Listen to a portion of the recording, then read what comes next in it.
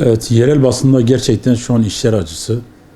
Ülkemizden kağıt fabrikalarının kapanışıyla birlikte şu an gazetenin 40 TL olan kağıt topunun şu an 300 TL oldu. Bunun için en azından 6-7 kat, yani %100 7 kat arttığını ve her basın mensubunun bir gazetenin ayakta durması için 6 tane kişinin istikam ettiğini, bu 6 kişi istikam etmesinden en azından 50 kişi bir aileyi beslediğini unutmamamız gerekirken şu an ülkemizde basının, yerel basının özellikle darabalarının, kepenklerini kapattığını görmekteyiz. Ve yıllar 50 senelik gazeteler, 30 senelik gazeteler şu an kepenklerini kapatıyorlar. Bu da ülkemiz için üzüntü bir olay. Basının olmadığı bir ülkede hiçbir zaman ne yereli ne ülkenin bir yere varabileceğini. Onun için şu an bütün arkadaşlarımız şu an iş yerlerini kapatmaya başladılar. Üzücü bir olay. Bir an önce ülkenin büyüklerine seslenmek istiyorum. Hiçbir ülkede basını bitirmek için bu kadar da uğraşılmamıştır. Ve ülkemizde şu an basını, özellikle yerel basını bitirmek için. Çünkü ulusallar her yerde basını aldıkları için yereller devamlı ezilmektedir. Ve EYA'ların üzerinde duramıyor. Her kepenk kapağında 100-150 kişinin insanın ekmeksiz kaldığını düşünmemiz lazım. Şanlıurfa'mızda da aynı şekildeyiz.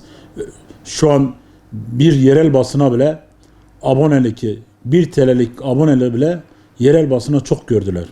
Bunlar da acıklı bir olay. Dünyanın parasını sağa sola çark edilirken ve ülkemizde yerel basının abonesi bazı insanların gözüne geldi. Bu da üzüntücü bir olaydır. Basınımıza vurulan bir darbedir. Ve basında çalışan arkadaşlarımız açlığıyla, tokluğuyla her zaman mücadelesini devam etmektedir. Ve biz sonuna kadar mücadelemize devam edeceğiz. Bu şekilde basını bitirmek politikası diyebilirim yerel basının. Çünkü bir kağıdın topu 40 TL iken 300 TL olmuş. Bir kalıbın topu 40 TL iken şu an 300 TL olmuş. Yani boğası böyle, hepsi böyle. Asgari ücretin artışı, SSK'nın artışı yerel basını bitirmektedir. Ya bunun dışında başka gelirlerimiz çok nadir oluyor. Reklam oluyor. Orada reklam şu an esnafın ne durumda olduğunu biliyorsunuz. Esnaf şu an reklam vermiyor. Onlarda başka hemen bir gelir yoktur yerel basının. Yerel basının gelirli olmadığı için bu 2 yıldır basın ilan kurumundan genel kurulu içler acısı bir genel kurulu toplanamadığı için şu an basın ilan kurumu genel kurulunu toplayamadığı için şu an 2 senedir fiyat artışını yapmıyorlar. Basın ilan kurumunda ilanın fiyat artışı yapılmamaktadır. Bu da üzücü bir olay. Bu da ikinci bir darbe yerel basını. Acilen bu abonelik şeylerin aşması lazım. Çünkü yerelle kalkınır. Yerel kamu kurum kuruluşların gazetelere abone olmadığı müddetçe, belediyelerin gazetelere abone olduğu müddetçe bunların ayakta durması imkanı yoktur. Ve yıllardır ve dünyanın her köşesinde bu şekilde yerel basın ayakta kalmıştır. Şu an bizim ülkemizde yerel basının bir aboneliği bile çok görülmektedir. Bu da acıklı bir olaydır. Yıllardır Şanlıurfa'da gazetecilik yapmaktayım. Şu anda da Yeniurfa Gazetesi haber müdürüyüm. Geçmişte ben lise yıllarımda bunu yaşama fırsatım oldu. Hizmet Gazetesi'nde rahmetli Ömer Okutan'la beraber, Bülent Okutan'la beraber tipo sisteminde o dönemi gördüğüm yaşayanlardan biriyim. Geçmişteki gazetecilik ile şu anki gazetecilik arasında çok büyük farklar var.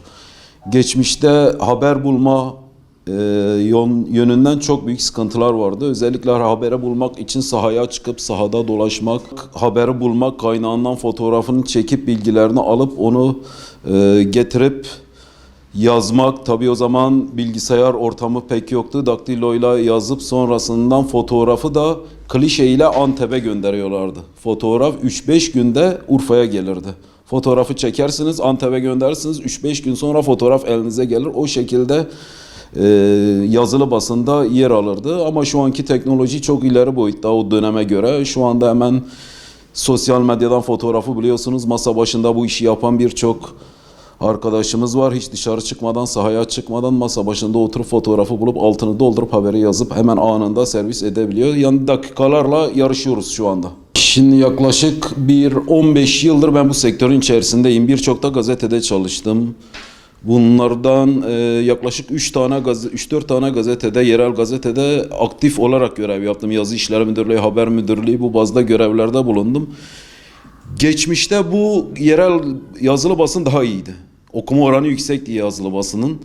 Gün geçtikçe internet medyası sayısı çoğaldıkça yerel yazılı basında okuma oranları düşmeye başladı. Geçmişte reklam abone gelirinden paralar kazanıyorduk. Reklam, abone geliri, konre ilanları, farklı zayi ilanlarından paralar kazanıyorduk. Ama günümüzde şu anda bir tek gazetenin ciddi olarak geliri resmi ilan. Devletin verdiği ihale ilanları dışında biz yerel gazeteler olarak hiçbir türlü para kazanmıyoruz. Hatta işin gerçeğini söyleyeyim, biz aboneyi bizim dağıtıcıya vermişiz. Abone paralarını dağıtıyor, parasını alıyor, kendisi cebine koyuyor. O derecede. Reklam kültürü zaten Şanlıurfa'mızda hiç yok gibi.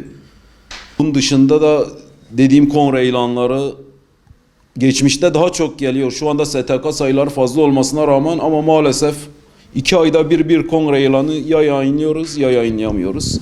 Yani işin gerçek boyutu devletin verdiği resmi ilanlar dışında hiçbir ciddi gelirimiz yok, öyle söyleyeyim. Vatandaşlarımız da bu konuda bize hiç destek vermiyor. Tabii bunda internet medyasının ve sosyal medyanın büyük payı var. Onlar da bir nevi haklı, bir şey demiyorum. Yani biz gazeteyi bugün hazırlıyoruz, yarın daha kendilerinin eline geçiyor, gazeteyi okuyorlar. Ama bunun gazetede büyük bir emek var, büyük bir çaba var, büyük bir uğraş var. Bunu da dikkate almalı. En azından yani bir bakkala giderken veya bir bayiye giderken farklı bir ürün aldığı zaman yanında da destek olsun diye bana bir tane de yerel gazete verin. Bir ara 25 kuruşa satıyorduk. Şimdi bence 50 kuruş falan olması lazım gazetenin. Çok cüzi bir miktarda yani. En azından alıp bu şekilde bize bir küçük de olsa bir destek verebilirler.